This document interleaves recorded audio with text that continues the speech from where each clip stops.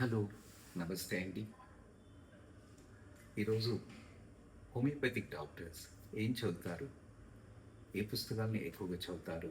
అనే అనుమానం చాలా మందికి ఉంటుంది కదా!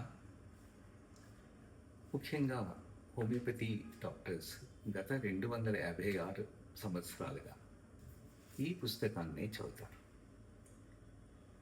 దీన్ని ఆర్గనాన్ ఆఫ్ మెడిసిన్ అంటారు. 250 ఏళ్ల క్రితమే హనిమన్ రాశారు ఇది.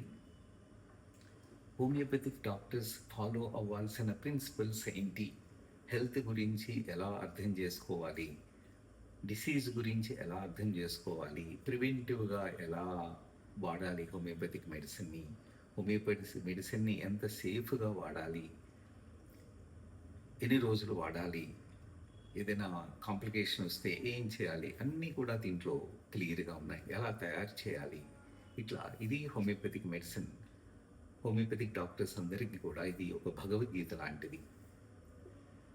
ఇండియాలో ఉండే వాళ్ళకి భగవద్గీత ఎలాగో అలా భగవద్గీత ఇది ప్రపంచంలో అందరూ చదువుతారు. అన్ని మతాల వాళ్ళు కూడా చదువుతారు. దీన్ని అర్థం చేసుకోవటానికి నేనైతే భగవద్గీత చదువుతున్నాను, కానీ చాలామంది ఖురాన్ చదివే వాళ్ళు ఉన్నారు, బుద్ధిజం పుస్తకాలను చదివే వాళ్ళు ఉన్నారు, అలాగే ఖురాన్ బైబిల్ చదివే వాళ్ళు ఉన్నారు. ఇట్లా అర్థం చేసుకోవటానికి, దీన్ని అర్థం చేసుకోవటానికి రిలీజియస్ బుక్ కూడా ఉపయోగపడుతుంది. ఎందుకంటే ఇది మామూలుగా మిగతా మెడిసిన్స్ లాగా కాకుండా ఎనర్జీ మెడిసిన్. హోమియోపతి అనేది ఎనర్జీకి సంబంధించింది. అంటే మన బాడీలో ఉండే ఎనర్జీస్ ఏవేవి ఉన్నాయి, అవి ఎలా రియాక్ట్ అవుతాయి, వాతావరణానికి ఎలా రియాక్ట్ అవుతాయి, లేదంటే సొసైటీకి ఎలా రియాక్ట్ అవుతాయి, మానసికంగా ఎలా రియాక్ట్ అవుతాం, ఇవన్నీ కూడాను ఒక విధంగా చెప్పాలంటే స్పిరిచువల్గా అనిపిస్తుంది, కానీ స్పిరిచువల్ కాదు, ఇది స్పిరిచువల్ సైన్స్ అనుకుందాం. మన బాడీకి సంబంధించిన ఎనర్జీస్ ఏమున్నాయి, వాటిని ఎనర్జీతో ఎలా ట్రీట్ చేయాలి అనేది ఈ పుస్తకంలో క్లియర్గా ఉంటుంది. అంతేకాదు, ఈ పుస్తకాన్ని చాలామంది హోమియోపతిక్ డాక్టర్స్ కాదు, ఇంగ్లీష్ డాక్టర్స్ కూడా దీన్ని చదివి అర్థం చేసుకొని రోజు వాటి ప్రిన్సిపల్స్ని డే టు డే లైఫ్లో వాడేవాళ్ళు ఉన్నారు.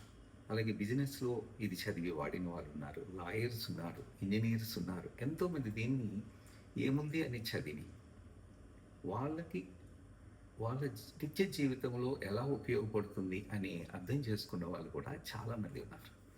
ఇది హోమియోపతిక్ డాక్టర్స్ ఆల్మోస్ట్ సంవత్సరానికి కనీసం ఒకసారైనా పూర్తిగా చదువుతారు. నేనైతే అలా చదువుతున్నాను గత 40 ఏళ్ళగా. అలాగే ఎప్పటికప్పుడు దీన్ని రిఫర్ చేసుకుంటూ ఉంటాం.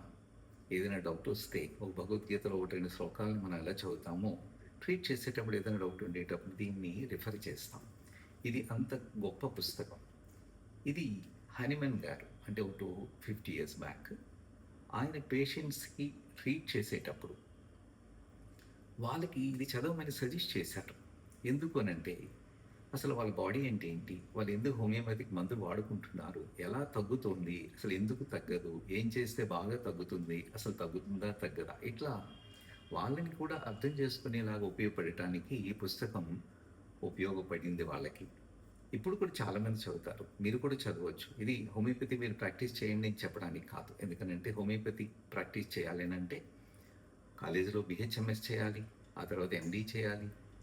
దాన్ని ఎవరైనా ఒక పెద్ద డాక్టర్స్ దగ్గర వాళ్ళ దగ్గర ట్రైనింగ్ తీసుకోవాలి. ఇట్లా చాలా పెద్ద ప్రాసెస్ ఉంటుంది. అదంతా మీరు చేయటానికి అవ్వదు, కానీ బట్ మీ గురించి మీరు తెలుసుకోవటానికి, దీంట్లో ఉన్న నిత్య సూత్రాలని, నిత్యంగా ఉండే వాడగలిగే దీన్ని మీ లైఫ్లో ఉపయోగించుకొని మీ లైఫ్ని ఇంకా ఈజ్ చేసుకోవటానికి, ఇంకా బాగా తక్కువ డిసీజెస్ వచ్చేలాగా చూసుకోవటానికి, ప్రివెంటివ్గా ఉండటానికి ఇది ఉపయోగపడుతుంది.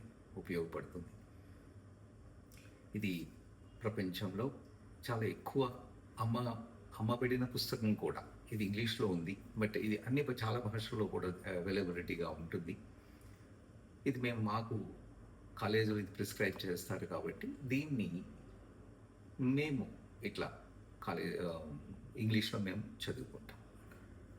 So I think homoeopathic doctors ఏమి చదువుతారు, దేన్ని ఒక